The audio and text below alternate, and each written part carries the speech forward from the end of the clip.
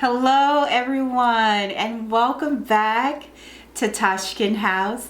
If you are new to the channel, welcome. I am so glad that you stopped by, and if you are loving my content, please subscribe to the channel. I would love to have you guys here, and if you are returning, welcome back. In today's video, I am so excited to share with you guys on how my husband built our custom dining room table out of reclaimed lumber. It was very important to me that I had a tabletop that had history tied to it. And speaking of history, the lumber that I selected came from the barn that Smokey the Bear recovered from after a fire.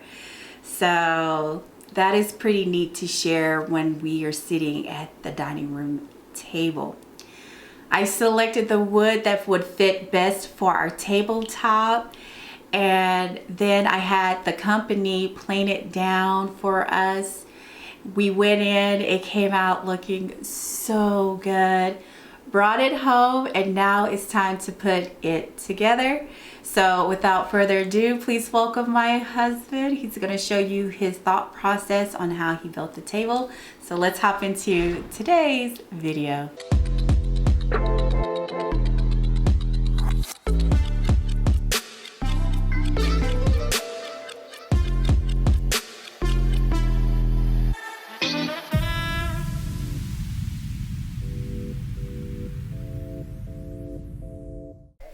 Alright everyone, so it's time to finally start putting this table together. I'm going to be joining using biscuits. I know there's a lot of folks out there that have one opinion or another, believe a Festool would be a better option. I don't disagree with that.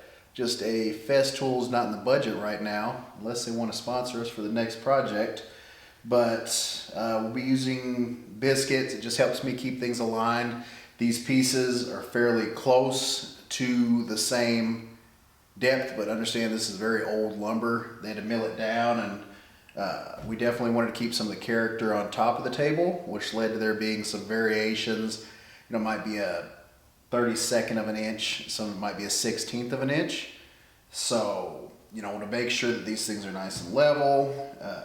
Run the biscuits every 6 inches, and then on my biscuit cutter I'll run a flat edge across the top just to make sure we've got even depth on all of them as we go through. So again, every 6 inches on these should be more than enough. General rule of thumb, you don't want to go any closer than 3 inches, I'd say, from the edge, because you can run into splitting. I don't know that that's going to be a huge concern with this, but better safe than sorry, because you don't want to try to match up another piece when this is very limited. I'm sure that my wife explained to you guys the story behind this lumber. Came from the old barn where Smokey the Bear did a little bit of his recovery after the fire. So anyways, we've got this lumber. Get ready to start cut into these. Again, pre-measured it, made sure my edges were nice and flat. Every 6 inches on here, so I'll start ripping into this with the tool. So for this particular project, I'm just using a Win cordless biscuit cutter. It's an affordable option out there. I use a lot of DeWalt tools for everything else that I'm doing. This just for the budget of this project and the fact that I don't do a whole lot of biscuit joinery made the most sense. So I've got the depth on this set to 1 1/8. Gives me close to center on this board when we factor in the straight edge. Then I just line up my marks that I made earlier with the window on the cutting tool. And away we go.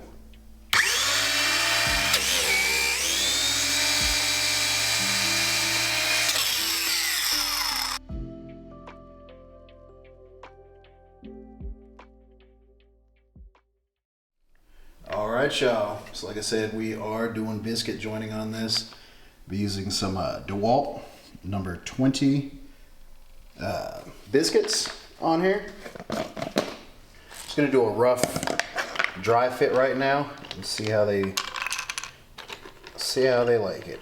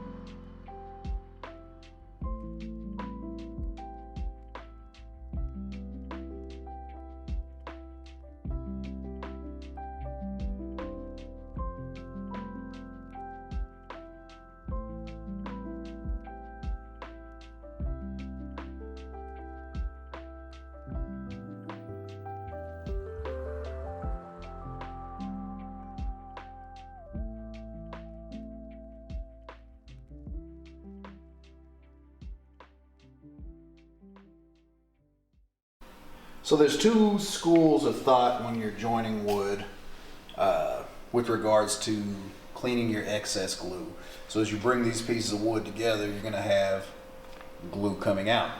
On the first two pieces that I joined, I wiped the excess off. There was a little bit of dark spots, nothing major. The second spot, I decided to try another method and just chip off the glue once it was dry. You know, on newer lumber, probably not such a big issue. On this older lumber, you know, there's a couple of spots where you're getting a little bit of the grain pulling up with the glue when you chip it off. Like if you look right here, basically all I'm doing is just taking a scraper with a hammer end on it, and just a rubber mallet, chipping a small piece off. Now if you look at that, and make sure you're wearing your safety glasses for this, you got little pieces of wood grain coming up with it. Nothing major, nothing that can't be sanded down. Just wanted to try something different. Have not done that before. I've generally always wiped off any excess as it comes up, but then you just got to lightly sand the any dark areas that you get from that.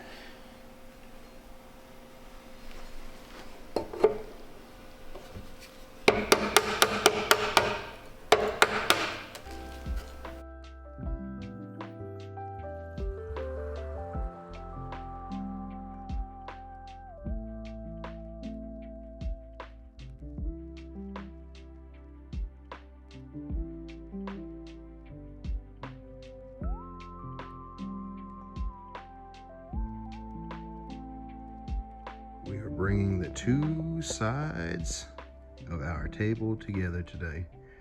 Let's see what it does. Both sides are joined up now. Gonna need to clean up some of the uneven edges over here. Just run a straight edge across, clamp it down, and then run my circular saw across.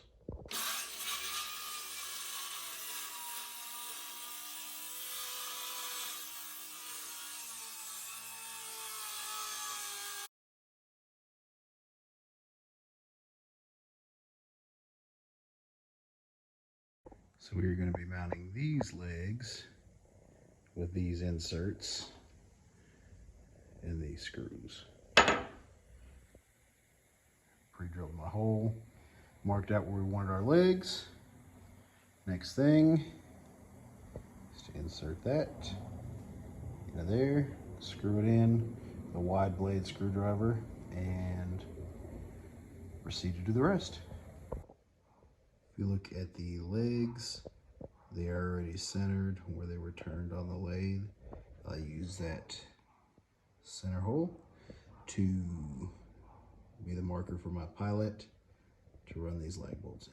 So to install these legs into the table leg, what I'm going to do is put two nuts on the threaded end that will be going into the table right here.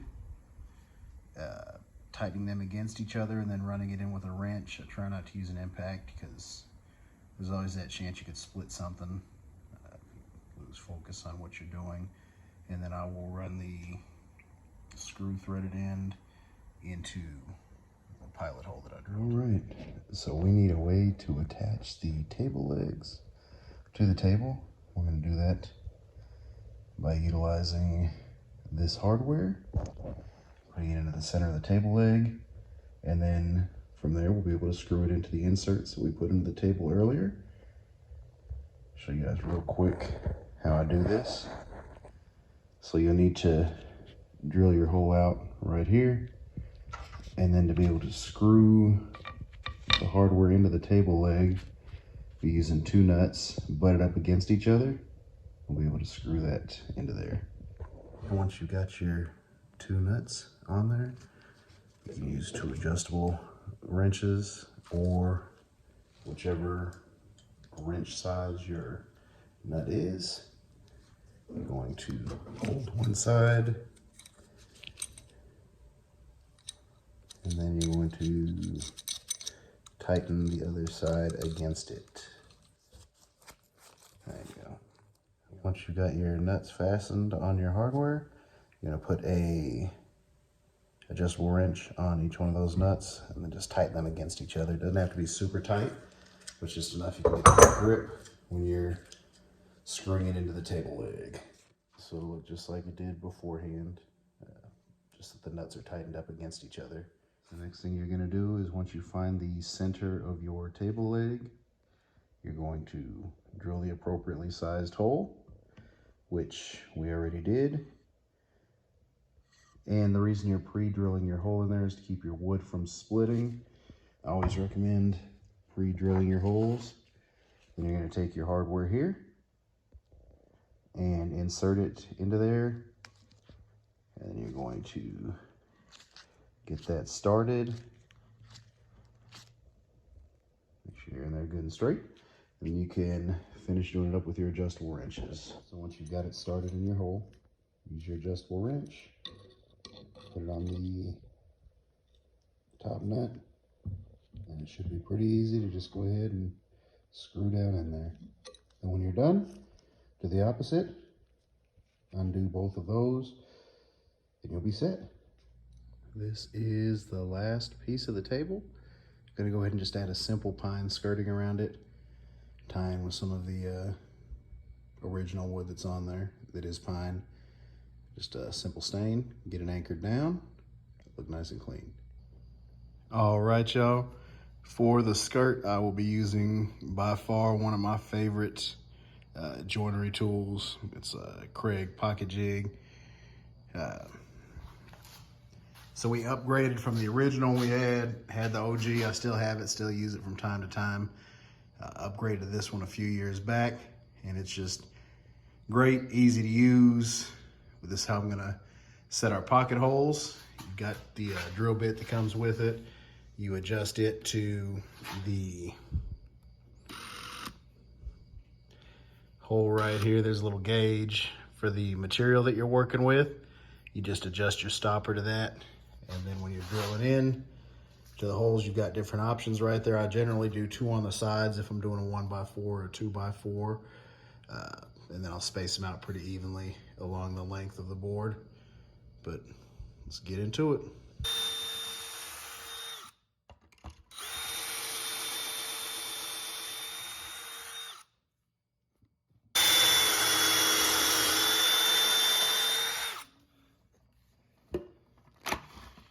And like I said, this one is super easy. You don't have to do any adjustments. Just auto tension on the clamp. Make sure your piece is in there nice and flat. Clamp it down and get to drilling.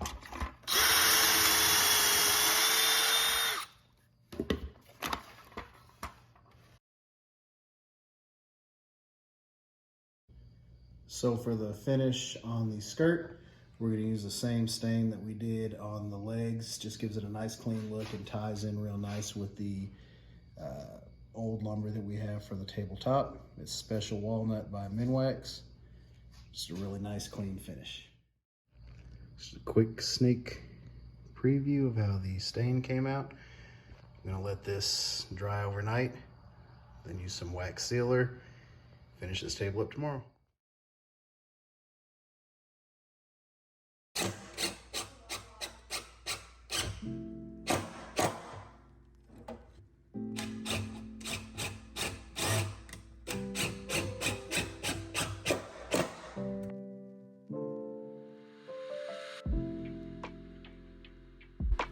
Here is how our custom dining room table turned out.